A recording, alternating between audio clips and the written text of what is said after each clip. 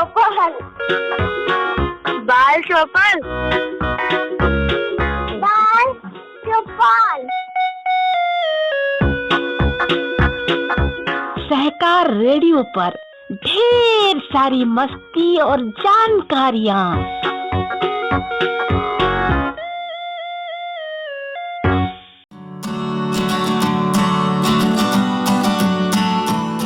Hello बच्चों, सहकार radio के कार्यक्रम बाल चौपाल में मैं आज आपके साथ हूँ, आपकी गीता दीदी। आज मैं आपको सुनाऊंगी एक चिड़िया की कहानी। इस कहानी का नाम है मैनू। इस कहानी को लिखा है सारंग ने, जिसे हमने लिया है बाल पत्रिका कोपल से। तो सुनिए ये कहानी।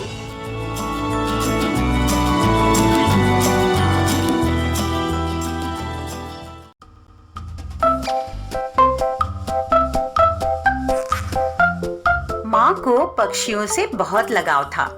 उसके घर यानी नानी के घर में भी सभी पक्षियों से प्यार करते थे। मेरे नाना कबूतर पालने के शौकीन थे।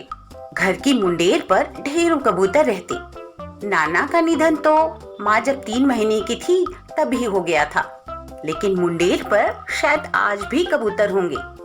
मैं जब आखिरी बार नानी के घर गई तब भी कबूतर उतनी ही बड़ी जमात में गुटरगू करते हुए मुंडेर पर ऐसे घूम रहे थे मानो ये छत उनकी जागीर हो।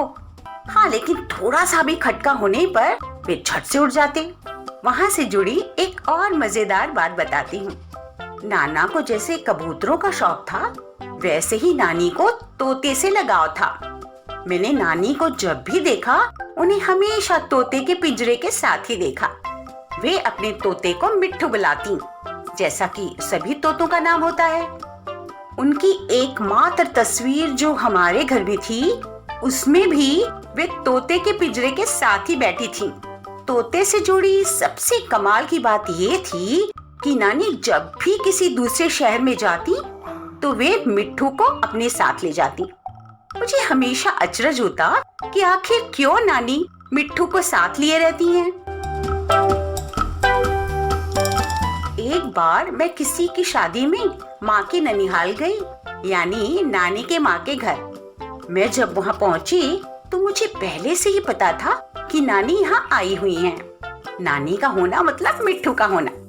मैं घर में घुसते ही पूछा कि नानी कहाँ है। मामा ने बताया कि वे दुछत्ती में हैं। मिट्ठू और नानी से मिलने के लिए मैं भागकर छत पर गई। छत पर कई कमरे थे। मैं सोच रही थी कि किस कमरे में जाऊं। तभी मेरी नजर छत के एक कोने में पड़ी, जहां पानी का नल लगा हुआ था। मेरी खुशी का ठिकाना नहीं रहा। वहां एक नहीं, तोते वाले कई पिंजरे टंगे थे। मैं अभी वहां जाकर खड़ी हुई थी कि मामी मेरे पास आकर बोली, चलो मैं तुम्हें नानी के पास ले चलती हूँ। नानी के कमरे में उनके जैसे ही 2 औरतें और बैठी हुई थीं। वो नानी की बहनें थीं। मैंने नानी से पूछा कि बाहर इतने तोते किसके हैं? नानी हंसने लगी और बोली, उनमें से 2 इनके हैं। मुझे आज भी इस बात को याद कर हंसी आ जाती है कि कैसे नानी और उनकी बहनें अपने तोते लेकर घूमती थीं। हालांकि और नानी ज्यादा घूमना पसंद नहीं करती थी। उन्हें कहीं भी ले जाने के लिए बेहद खुशामद करनी पड़ती। वो हमारे घर भी नहीं आती। माँ उन्हें अक्सर बुलाती थी, लेकिन वो हमेशा माँ की बात टाल जाती। एक बार वो किसी तरह हमारे घर आई। मिट्ठू भी उनके साथ आया। हमें मिट्ठू के साथ बहुत मजा आया। हम उसके पिंजरे के सामने बैठे देर तक मिट्ठू कटोरे कटोरे पुकारते रहते। उसे अमरूद और हरी मिर्च खाने को देते। उनके आने से हम सभी बेहद खुश थे। बस एक ही व्यक्ति घर में मिट्ठू के आने से खुश नहीं था, मेरे पिताजी। मेरे पिताजी बड़े ही सफाई पसंद थे। मिट्ठू सभी तोतों की तरह फल या खाने की कोई चीज कुतरते हुए उसके टुकड़े नीचे जमीन पर गिराता रहता। उसके साथ उसका बीट मिलकर ऐसी दुर्गंध पैदा करते जो पिताजी के सफाई पसंद मिजाज को नागवार लगता। उसे कमरे में रखना तो नामुमकिन था। बालकनी में रखा जाता तो वहाँ भी बार बार सफाई संभव नहीं थी। मिट्ठू को लेकर पिता और नानी में शीत युद्ध छिड़ा रहता। माँ को बीच बचाव के लिए आना पड़ता। जो भी हो, हमें नानी और मिट्ठू दोनों ही बहुत पसंद थे। नानी के हाथ का बना खाना हम खूब चटखारे लेकर खाते। वे बहुत ही अच्छा खाना बनाती थीं, लेकिन हमारे घर में वे सिर्फ 2 ही बार आई थीं और हमें इस बात का सदा ही अफसोस रहा कि वे हमारे घर और अधिक बार क्यों नहीं आईं। माँ को भी चिड़ियों से लगाव था। हमारे घर में बाथरूम के सामने एक गलियारा था। उसके ऊपर मचान जैसा बना था। मचान पर गौरैयों ने घोंसला बना लिया था। कई बार उनके घोंसले से तिनके आदि नीचे गिरते और वे चींची का शोर भी बहुत मचाया करती थीं। पिताजी जब भी ऊपर सफाई के लिए चढ़ते, माँ नीचे से खड़ी होकर पूछती, क्या घोंसले में अंडा है? अंडों को वहाँ से मत हटाइएगा।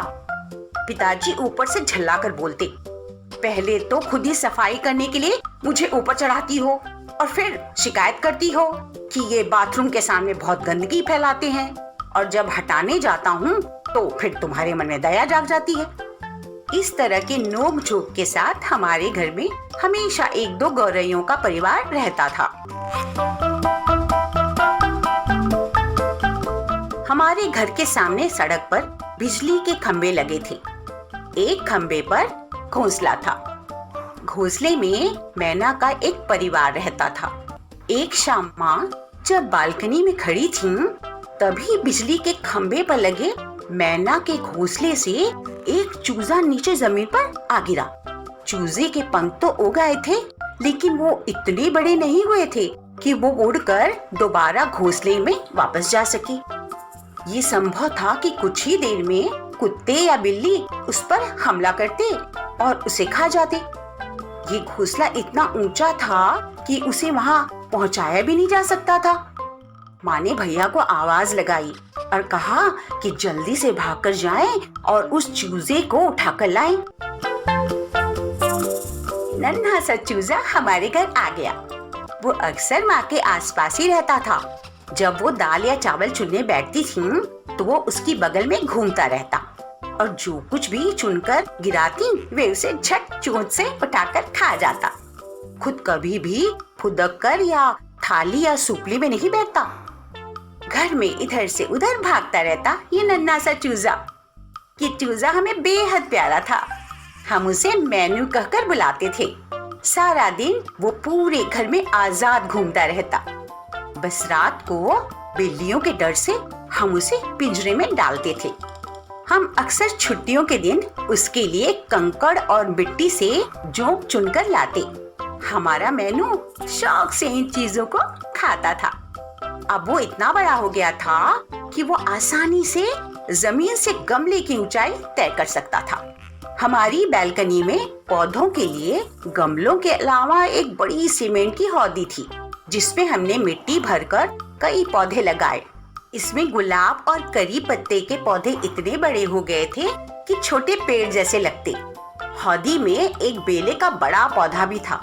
मैनू की ये पसंदीदा जगह थी। इन पौधों की छांव में घुसकर वो मजे से जोंक और कंकड़ खाता था। एक दिन जब माँ चावल चुन रही थी तो मैनू उनके पास आकर शांत चुपचाप खड़ा हो गया। माँ ने जो कुछ भी चुनकर गिराया उसने उसे छुआ भी नहीं, बस गुमसुम उनकी बगल में खड़ा रहा।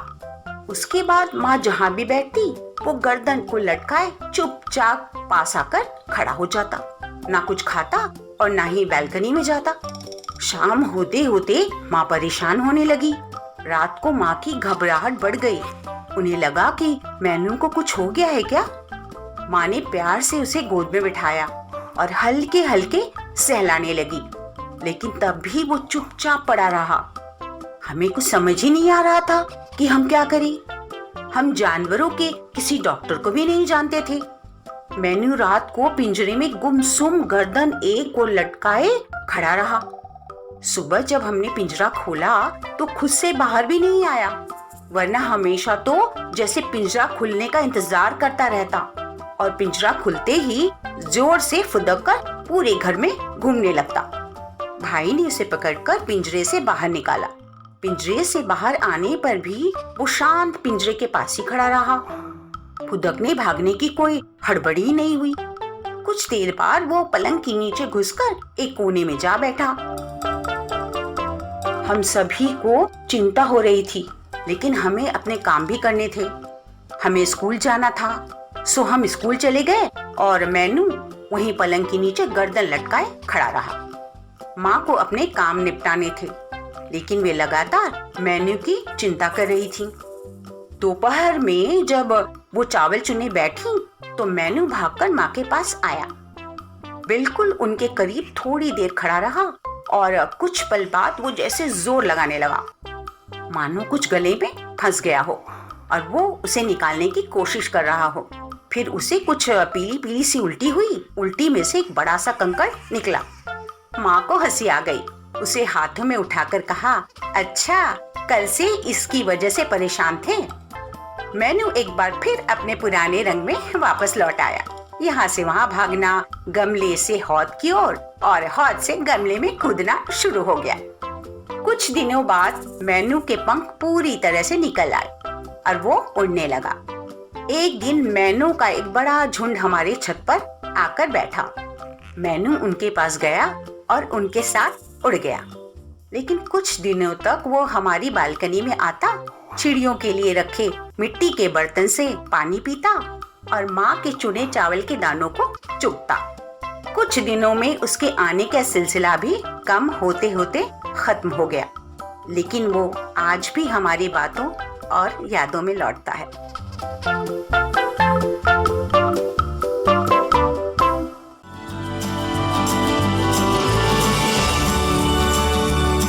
तो बच्चों, ये थी कहानी मैनू। आप सुन रहे थे सहकार रेडियो का कार्यक्रम बाल चौपाल। इस कहानी को हमने लिया था बाल पत्रिका भोपाल से। आपको ये कहानी कैसी लगी? कमेंट बॉक्स में लिखकर हमें जरूर बताइएगा।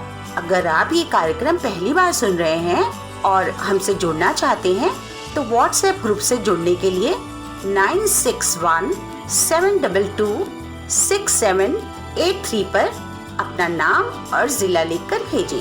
फेसबुक से जुड़ने के लिए पेज लाइक करें, या फिर अगर आप हमसे यूट्यूब पर जुड़ना चाहते हैं तो हमारा चैनल सब्सक्राइब करें। अधिक जानकारी के लिए हमारी वेबसाइट सहकाररेडियो.com देखें। तो आज के लिए बस इतना ही। ऐसे ही किसी और कार्यक्रम के साथ फिर मिलेंगे।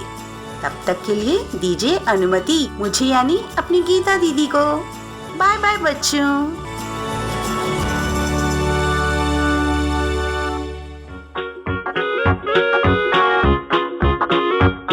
बाल चौपाल, बाल चौपाल, बाल चौपाल। सहकार रेडियो पर ढेर सारी मस्ती और जानकारियाँ।